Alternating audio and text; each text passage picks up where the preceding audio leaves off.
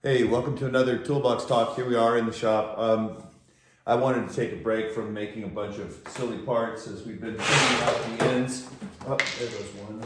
As we've been churning out the ends for spreader bars, for the O-ring grooves and everything. They're on to operation 3, which is cross drilling on the mill and chamfering the edges. They've got lightning holes, all that good stuff. So we made 50 of these today and we're trying to finish them up. So I just kind of got tired of doing the production work, so I thought I'd go in this. Plus, Sutra sent me a new harness, and I want to do a little talk about harness inspections and harness things to look for and harness use, etc. Because it seems to be a topic that I've found over the years everyone ignores. They buy it and they forget about it until it's 10 years old, and they wonder why a rigger won't say it's okay to use. They don't keep track of it. They don't log anything. So I'm going to go over the new rules. I'm going to go over, this is a nylon harness that came, which you can get them in Spectra, you can get them in nylon. I use a nylon one personally because of being a big dude. Nylon's a little more forgiving than the bone tight Spectra. I like them. They're a little bulkier, of course. Same strength. They're just a little bulkier, but when you're already 90 kilos, do you really notice the bulk? And that's the thing is, you got to decide for wardrobe, men's or women's, you got to fit them correctly. There's a whole page on how to fit them. So you should read that prior to ordering one and possessing one. As you know, you've already heard my rap. This is the only harnesses I use from Sutra. They are the industry standard and the best. They are a huge amount of R&D behind them. They are well made, they are quality controlled, they are the standard of the industry. So these are the ones I endorse and use. I'm currently one of the few people outside of Todd's factory that are certified or a responsible party to examine them and inspect them. The hope is that through constant inspection you can build up a database of your harness. So we know where it's been, what it's doing, how you're using it, how it's faring. These are all important issues when you come, without knowing the history on a harness, if it's been in certain environments like chlorine, chlorinated water, things that you can't see. I'll go over that in inspection, but these are all things that add to the history of that harness and its safety and use. So I'll just dive into it. This is a nylon Sutra harness. The new rules these years, coming up, starting now, are that harnesses in the UK and EU need to be inspected every 6 months. It's pretty much like Loller. I know it's a lifting medium. It lifts a human body. It flies a human body. So every 6 months it needs to be officially inspected. This will cost you X amount depending on who you're with, who you go to, your relationship with them. There aren't that many people who know how to actually go through these. There are a lot of people who think they do, as with everything in our industry. But it's a tedious process. It takes at least an hour of time to do one correctly on a 6 monthly. I typically do this on the shows. When I run shows, I have everyone bring in their harnesses. I inspect them all, I photograph them, I keep track of them, I keep the serial numbers. Which is a lot of legwork to do, but then at least I know when they're in a rig that everything's been checked, from the rope to the pick points to everything that's used. I will again stress the fact that on these harnesses, these are the items that should be connectors used. These are bow shackles. These are particularly Wishard bow shackles. The reason being, the width of these straps, you'll notice how wide they are. It's far wider than any other connector, even a D shackle. So when the material is pushed in and gripped in the bow shackle, it is actually tri-loading the shackle a bit. As we put these through, you can see how it bunches. So that's putting force in this direction and in this direction on the harness, on the actual connector, which is why we use a bow shackle. This is a 6mm bow shackle. Its working range is 450 kilos, working load limit, and it's rated to 5 times that. I've already on the video broken these multiply. I've broken the connectors with plain loops, with thimbles on them, with everything connected to the various lines, and you see what kind of rating we get. These points are rated to 4,000 pounds, so about 1,800 kilos per pick point on the Climbing Sutra harness. So that's stuff that as a user you don't really need to know, but it kind of helps just as a background. Now, when you buy your Sutro harness, you've already fit it correctly. What you need to do is start a log sheet on it. So you own one of these, and what you should put down is you should have a log sheet, something like this. So what it does is it lists the purchase date, the harness model, the serial number, the date of first use, who the user is, who recertifies it each time, the manufacturer's date, and the expiration date. Now, when you get a harness, it will have, most of you don't read the material that comes with it, but at least maybe you'll read the actual harness material, which tells you how to use it. And it says particularly, they don't want you to use dynamic loads. So, of course, we do that. But that means you need to monitor your use of this. It tells you what to look for when you inspect it. It tells you it should be inspected each time you put it on, which means a once-over. You should notice any stretch points, stains, marks on the inside or outside. Now, this is a brand new harness, so typically what you'll see in a used harness is the pick points we use a lot along here become stretched out. Now, again, this is a point I will stress. When you have these crosses, doubled material like this, when you're picking them, you have to use a bow shackle. Because of the width of this material here, you have to use a bow shackle. Here, here, even here, okay? This is why these are the correct connector for this harness. So what you look at is you look at the common pick points. They will stretch out after use, after a while. When they're severely stretched out, you should notice. I mean, a good thing is to always look at 10% wear, which is hard goods and soft goods. It's just harder to determine that with a soft good. But you should always note any severely stretched out pockets or places where your normal picks. I mean, there are common pick points used for many different activities, and they're very common to use these three picks here. We use the ones under the arms. We use lower ones down here. So you always have to check those in particular and look at the harness when you get it. So the first thing you would do would be you would start your log sheet, which you can do it on a piece of A4 or 8x10 like this, or you can put it in a book. You can punch 3 rings in this and put it in your book. On every show I have a book and I list everyone's harnesses and their manufacture dates, etc., so that I have a log. And every time we fly the performer, we know who it is, and they should be keeping track of which pick points. I do for the actual gag that we're doing, but they should do it so they have a history of their harness. And it's a simple thing. Ask me and I'll tell you, we picked you on this, we picked you on this, and I have diagrams of the harness pick points, and I'm circled which ones we're using. That way it's always logged down, we always know where to go, what our points are, etc. So you would start this sheet, you would log this information. This particular harness is the serial number. It's currently a 5-digit serial number, and this one, it has a manufacturing date of March 1st of 24, which means this harness, in its life, is good for 6 years.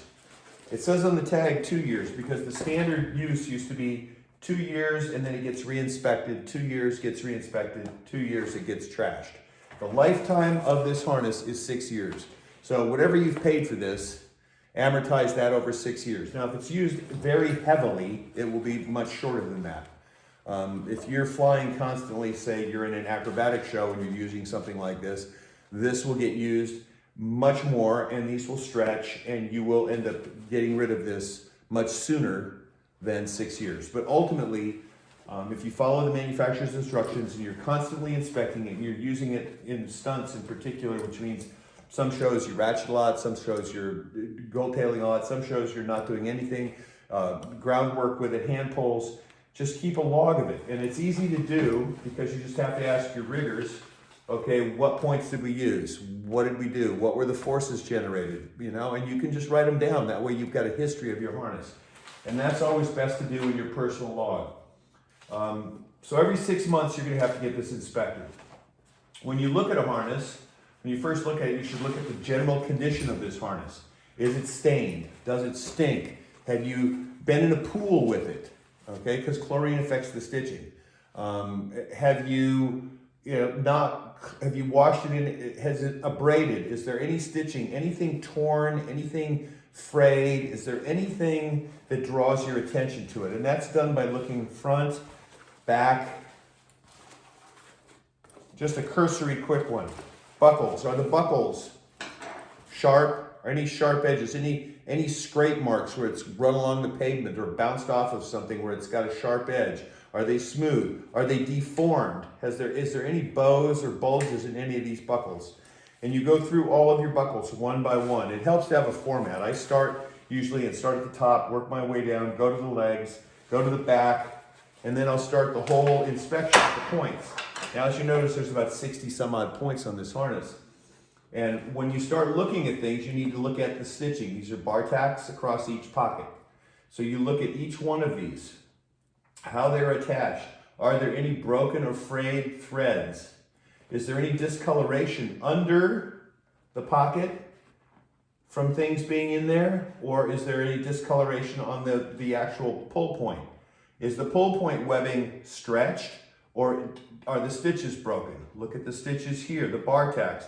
Now I tend to do this fairly in depth. I will use my magnifying goggles because it makes life easier. I spread the harness out in a flat format and start in the center upper portion and work my way across and down through all of these pick points. And you need to inspect every pick point. You look at every edge where the stitching is finished. On this side, you look at all the webbings. You look at all the pockets. You look at the discoloration. You look at it like I see a thread here. Oh, that's just a piece of thread. It's a brand new harness. You look at the general condition of all of these stitching under the arms. Sweat can sometimes be quite pH-wise acidic, which can affect the nylon, can affect this webbing on the edge. It can get really stained and ugly here. You have to decide if that's a problem or not by looking at the stitching. So all of this is examined. Every mark, every stitch, all the way across this, all the way around the fronts. You come to your straps. You look at your strap condition. Are they frayed? Are they stretched? Are they discolored? Are the ends frayed? Now these are nylon straps because the nylon bites in the buckles better. Spectra slides through the buckles. Climbing Sutra uses nylon straps. You have to look at the condition of each strap's connection, which for these you pull the elastic keepers back and look at the stitching underneath in this bar tacked area here. You look at this stitching. It's under the webbing, under the elastic webbing, and you check all of those bar tacks out, okay? And you examine each and every one at a time. You go to the other side, you examine, you've already checked your buckles, you start looking at all your stitchings, holding your straps and buckles in. You go through each and every one, the bar tacks. Here you can't see them because of the labels, but when you get to the inside, you can see where everything is and determine if any stitching is broken. So once you've gone through your outside, you would note its general condition. Of course, you've got your harness dates and serial numbers logged and purchase date. I tend to only order these as we go along because I want the purchase date and the manufacture date to stay relatively close to get the most life out of them. If you buy a harness that's already 3 years in, it doesn't help you. It's not cost effective because you have to amortize this over a 6-year lifespan. So if you're spending between $500 and $1,500 on a harness, you want to get the most out of it. Okay, and it's an expendable piece, kids. It's like any piece of rigging. It is expendable. It will wear, it will get thrown out. This, the manufacturer says, will get thrown out after 6 years, period. No discussions, no arguments, period. It's not like, oh, can I use it to do this, or can I use, no, period. You want to stay in manufacturer specs, this after 6 years is bye-bye. So you examine all of these stitchings, all of this bias along the edge cutouts. You look for any sharp edges, any melted spots, any pinholes, any micro tears, anything that is out of the ordinary of a brand new harness, which is why I wear these when I do it, because I can sit down and look at each stitch and look at each crossover and each bar tack. When you've done the outside, you can open the harness up and do the same thing with all of these stitching here. Look for any torn or loose or frayed. If you see a frayed, you see if it's just a tied off loose end from taking it out of the machine, or if it's actually a stitching that's popped. You look at each bar tack. You look at all of these. And you have to actually, it's boring as hell, but you have to look at every stitch, which means you have to pay attention and look. You can't just breeze over it and think it's good. You have to actually look at each and every stitch. And the same goes with your buckle sides. You look at the backs of your buckles, the bar tacks here. You look at the bar tacks holding the buckles on. Like here's a fuzzy stitch, but it's not, it's just where the machine has finished off. Okay, here's a fuzzy end, but it's just where the machine has been tied off and the thread nipped. The same here. So I note those. I know where they are. I know on buckle 4 on this harness, it's going to always have that. And I know that it's there. You become very familiar with each harness's characteristics. So you go through the inside. You look at your leg webbings. You look at where they're attached. You look at the bar tacks here, inside and outside. Okay? These are important. Then you come down to all of your webbing. You've looked at your straps. Your straps on the legs will have these foam pieces. You make sure they're not chewed up. You make sure they're not coming undone.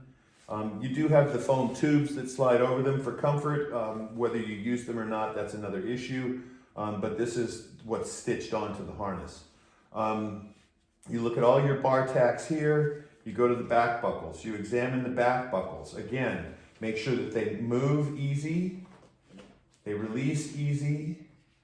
Of course, they're not under any load right now, so when you put them on tightly, you'll have to pop the buckle, which is why they give you a wrench as well, because especially on the spectral harnesses, you can get them tight enough to where these buckles will not want to release. But you just examine the condition, the overall fit and finish, the surface finish, any rust, anything that's out of the ordinary. And you examine it and you write it down. On your sheet, you would have a section for the labels. Are they still intact? This is important. You cannot lose these labels, folks. These stay intact, as with any harness, climbing harness, personal protection equipment, your rigging harness. You keep the labels. Anything. You don't eliminate the labels. Same thing you do with your span sets, the same thing you do with all your equipment. You don't lose the labels. You keep the labels on. You look at your webbing. So here you have all your webbing and you note what's on your webbing. You note the fabric, the quality of it, the color of it, the staining of it, the possible, come on, we have makeup, we have wardrobe blood, you have dirt, you have grass stains, just depends on if you're wearing it under costume, over costume, what you're doing with it. In some instances, you'll be wearing this while being lit on fire, so has it been protected well enough? Are there any spots where it's gotten hot? Do you see any glazing? Do you see any? It's under wardrobe, it's been gelled. Make sure your gel is not corrosive to this. It has nothing in it that can affect it, which is important. And then you would, of course, wash it in a very woolite type soft wash afterwards to clean it and hang dry it. Do not expose it to heat. So you will go through all of these factors and note them. On this sheet in particular, I have the labels, the webbing, the fabric, the stitching, the buckles, the padding, the connection hardware, which there is none on these, though Sutra does, because they're used in other industries, have frog-like quick release connectors that can be mated to this more or less permanently so that you clip in and clip out of existing hardware, which is used in shows, etc. But when you think of hardware, this is the hardware. I don't know how many harnesses I've seen like this come to me with 6mm Mayon Rapidon, which are ovals, which cannot handle the widths of these fabric crosses here. And it spreads them. We've already talked about it, we've already brake tested, we've already gone through this in the Toolbox talks before. I'm not gonna beat that horse, just please, this is the correct tool for the job. And there's a reason for it. So just make sure your connection hardware is the correct connection hardware. Another thing I will mention, I've seen it done before, is crow's footing, i.e. taking a soft sling and putting it directly around the webbing. This is a huge, huge no-no. This is a huge, huge no-no. Soft goods against one another, they will create heat, it will ruin, it will cut and ruin. As this crushes, it's sliding along this fabric, so both fabrics will end up cutting, melting one another, okay? Along that same vein, when you're doing things in particular, like larger ratchets, falls, etc. on the wire. And even in the label, it tells you to always back your points up. Now that's because these are done as pockets. I don't want to say like daisy chains, but this is one strip of webbing all the way across here. And they're stitched into pockets, and they're heavily bar tacked into pockets. Now, in a perfect world, pulling in a perfect way, this way, these bar tacks will hold to 4,000 pounds, 1,800 kilos. Maybe there's a weird dynamic or sudden pull that yanks them at a weird angle, meaning pulls one side up. Well, now the force is all concentrated on one section, not on the bar on both sides. So it can, or maybe it has, pulled here. So you will have to look at those edges of the stitching, okay? Now, that's why you back up. Say you're using this pocket, you would back up somewhere else. They recommend 12 inches away. Sometimes that's not a viable option. You will go to another bar here, possibly, or in the same line. You have to determine what's going to happen. It's like with fall protection. You don't want, if something fails and your redundancy comes into play, you don't want a huge deviation from the path you're on. You don't want a sudden huge amount of slack or a sudden huge change of direction. So I can compare it to, say, an errata bridle situation where you're moving back and forth, and if something fails, you swing drastically either into the building, away from the building. If you lose one of your anchors, do you swing? Does it create a huge amount of motion? It's the same thing here. If something were to fail, which is fairly remote, in 30 years I've seen one of these pockets zipper, and that was because it was being pulled in slack into a full dynamic ratchet at a weird angle, and it zippered the pocket, meaning it opened one pocket into two. Okay, so it didn't tear the webbing, it just broke the bar stitching so that one pocket became two. And that's the only time I've actually seen one of these happen, and it was a whole pile of little failures, and it was full slack with a hard stroke on a big number on a ratchet. And when it hit, it was full slack to whap, and it was pulling at an odd angle, so it pulled the stitching up and it just peeled the stitching. So you have to be aware of that. Now, if you're backing up your harness, what you would do, if say I'm using this point, anywhere up here, I'm going to use this point. I would also put the back up around the shackle. I wouldn't use a second shackle because it's going to be a nightmare.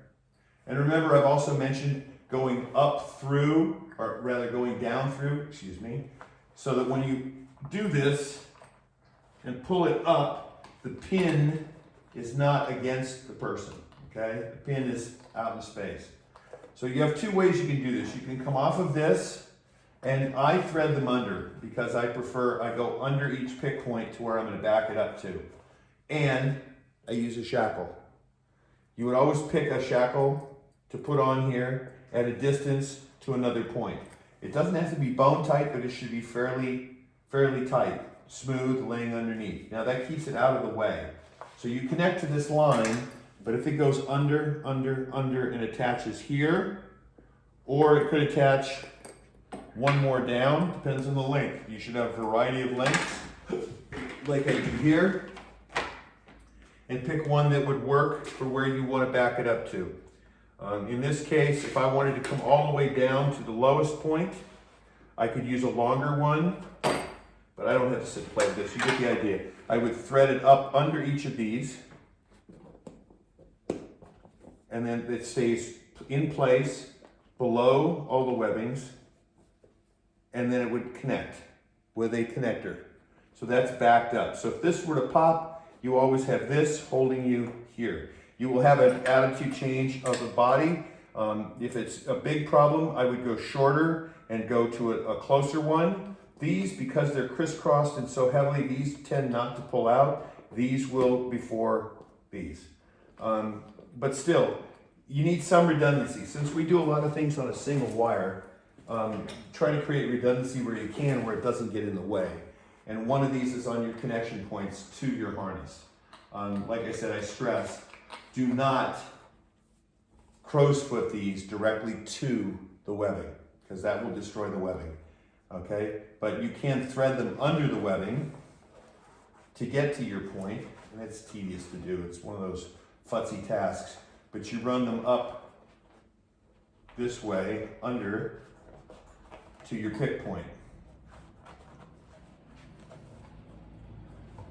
And say I was using this pick point, I would go here, I would connect it. Now I have my backup and I would be shackled down here. Okay? And then the rope, of course, will go to the pin. And I would use a thimble, but now I'm backed up. You can also, if you're worried about movement, you can also go multiple times. You can go at an angle to two shorter points. As long as you spread the load so that if one does go south, you have alternate attachments. Now, as you get into other points on the side, you have to get creative, and I know it says 12 inches on here, but if you're on one of these picks, then you need to get creative as to where else you're going to go to and shackle to. That's why I carry a selection of these runners. These are Spectra runners. These are 3-ton, over 3-ton actually. They're labeled at 3-ton, but I will do a separate pull on these, but they're incredibly strong, and they're Spectra. Super light, super small. And I keep a selection of these to run under and around various harness backup points. So that's another thing you should be doing. So you look at all your points when you inspect your harness. You log all of your points on your paperwork. And you should, if you are an owner of this harness, whether you are a stunt person or a rigger, you would have a logbook on this harness. I would be able to say, oh, this is harness 46428. And I'd be able to pull up 46428 in my book and go, it was used here, here, here, here. It was pulled this way, this way, this way, this way. It was inspected on this date, this date, this date, this date. And that way you correlate use with inspections every 6 months through its life. And at 6 years, you take all that wonderful information and you put it in your file and you start a new one on the new harness you purchase at the outside every 6 years. Now this applies, of course I'm dropping shit because I'm sitting down here, to all of your harnesses. Now that's a jerk vest in nylon. So this is what we used to call a Hong Kong, which is a martial arts harness with the picks, with the same concept. You inspect the stitching, you inspect the webbings, you inspect the buckles, you inspect the foam, okay? Backups on these are relatively difficult because these are used for more of the hand pull variety, more of the suspended variety. These are not as prone to jerking as these and dynamic movement. These are used more for just lifting and other maneuvers. So you don't see as much stress in these as you would here. I tend not to back these up, just my personal use, because you're not going to generate enough force. And you'll notice these all have the same thing: date of manufacture, serial number, and these have a working load limit on this label, which is 310 pounds, about 150 kilos. Okay, 140 kilos, and an MBS of 4,000 pounds, again, 1,800 kilos, okay? So it all sounds like huge numbers until you realize not so much with these harnesses, but with one of these, if you have 10 bar, 150 PSI and a 4-inch ratchet pulling, you're gonna be generating about 7 pounds per PSI of pressure. So if it's 100 pounds, that's 700 pounds of force, about 300 kilos. If it's 150, it's about 1,000 pounds, about 500 kilos of force. And that's a lot of force in a sudden dynamic function. That's why you'll always need to have the line tight when you pull someone, but you also realize that that's how these numbers go up very quickly. I mean, all of a sudden you're a 100 kilo person seeing a 500 kilo load on a harness, okay? So you have to pay attention to the numbers when you're doing the rigging and the stunts, but also you have to pay attention to the wear and tear they put on the equipment as you use them. And that's just a brief overlook, but the fact is, no matter which harness, and this will also apply, there's other criteria for the super swivels, which have the metal plates on the side and the pins that go into either tuning fork setups, or if you're swiveling a lot, rotating a lot, you use them alone because they do swivel. Or various bungee harnesses which have rings on them you need to examine, but the hardware, soft goods, stitching, general condition, cleanliness, and notate it all so that it's not a sudden surprise if you see a loose thread. You're like, oh, I saw that loose thread there 6 months ago. Now, a caveat to this is you should look at your harness, maybe not with a magnifying glass, but if you're gonna put this on, it's like anything. You should look at it and check it, get the feel for it, make sure nothing's changed. You know, you haven't left it in an environment where shit's dripped on it, it's gonna ruin it. You know, something corrosive's gotten on it. It hasn't been in the desert, in the back of your car, in the window, in the sun. You know, those kind of things. You have to treat this like the piece of life-saving equipment it is. It's a tool that needs to be taken care of. And the only way you can do that properly is to log the information, keep track of it all, and know what it's done, what its status is, so that you can adhere to some semblance of chain of use, of knowing and inspecting it every time. And the best way to do that is you keep a log. You keep a personal log of pulls on it. If I'm a stuntman that owns this harness, and I have my harnesses, I know what they've pulled, where they've pulled, how hard they've pulled. I log all that. When it comes 6 months, I could give the person inspecting it that data and say, hey, look at this. This is what I did with it in the last 6 months. They will look at it, go through the harness, check any particulars based on that information, as well as do a thorough inspection, as I mentioned beforehand. They will log that inspection. They will date that inspection. You will have a status sheet that shows that inspection and a dated sheet that shows the date of the general inspection every 6 months. So that's 12 sheets times 2 styles, which is the specifics of the inspection and the general sign off on the inspection. And that will be your harness, and it's listed under its serial number. In addition, I photograph a lot of these. I've got a large photo file of harness inspections and questionable things, because when you start getting into harnesses that are 4 or 5 years old, you start seeing quite a bit of wear on them. It's nice and easy when they're brand new like this. They're clean, but once they're grungy, once they've been abused, once you start seeing a lot of wear and tear, you can see, like I said, the stretch pockets. Then you start really having to check stitching inside and out. You really have to check each and every bar tab, okay? So that's the process. The new rules, as I said, are every 6 months inspection from an authorized or responsible adult. And there's several in the UK. I'm here in Germany, you know, which is EU-wide. It's easy to mail them and get them done.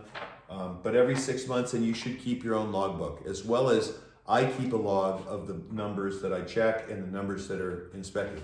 One note I will say, if it's over 6 years old, don't expect it to get passed, because the manufacturer flat out states 6 years is the life of this product. So if it's 6 years old, it makes no difference if you haven't used it in 6 years. I mean, you could buy it and put it on the shelf, and it's not going to pass inspection because it's over 6 years old. So these are important things to note, to keep track of. You know, it's like your car license, your car MOT, your car reg, all that crap. You have to keep track of it and keep it up every year. And this is perhaps even more so important because this is how you earn your living, is using one of these things. And you should be well acquainted and quite familiar with its characteristics and personality. Because as you break it into you, it will develop its own quirky use pattern, its own quirky coloration, its own quirky feel of the fabric. You know, how you fold your ends will get to be permanent. They will have little kinks in them because where your buckles come to for tension, they will go into the retainers the same, and eventually they will become folded in a pattern. All these things will personalize this harness to you, and as long as it's yours and you keep track of it, you can inspect it and be safe using it. And the thing is to make it safe so that when someone else assumes the responsibility of flying you, they're not assuming that it's okay because you say it's okay. Oh yeah, it's fine. I haven't done much on it. It's, you know, 12 years old, but I don't do much with it. Doesn't matter. Okay, you go by the rules, because when the shit gets ugly, When people get hurt, and that has happened, it does happen, then at least you keep your doorstep clean. If your harness, it just shows a due diligence in following the rules of trying to do things. Whether the harness was a part of the problem or not, it shows that you are aware of and adhere to some of the rules that we have for this. And this is an important part of the harness. Like I said before, I don't care if you own 20 of them, as long as you maintain them and keep them up on inspection, etc. Good for you, that's what you need to do. If you are a stunt guy and you have your martial arts harness, you have your jerk harness, then you keep track of what's being done with it. You keep track of it like you do your mouthpiece or your cup or your helmet, okay? These things are all in date, up to snuff, constantly inspected, because they're the things that keep you safe. So you have to look at that. And these sheets are downloadable off Sutra. Otherwise, you can make up one of your own, but these are the basics. I suggest you get a 3-ring binder, or as we call it in American kids, they were peachy folders. They're little brad tabs in them. And you just print off, enough of these for the lifetime of your harness. And you put the harness number on the front of the thing. And every time it gets inspected, it gets logged. It has a sheet. Done, and you are always current. So when you show up to work, it's just like somebody who climbs for a living with a harness. You can't show up to work with an out-of-date harness. You can't climb then. Whether you're good or not means nothing. It means you can't climb. You have not kept your equipment up to date. Okay, so period. It doesn't matter. So that's the same with this. If you don't have an up-to-date harness, the responsibility then passes on to whoever's going to hook you up wearing that out-of-date or uninspected harness. And they're going to assume it. And if they want to do that, that's kind of on them. But if something goes wrong, they're also going to get blamed for it. So you have to understand that this is a way of keeping yourself current in your work and with your equipment, just like every other helmet or seat belts, or I've talked about it before, 5-point harnesses. You don't know something's wrong until you failed it, so you need to keep inspecting it to prevent that. The thing is, in our business, it's never a huge catastrophe, one thing that happens that's off the Richter scale.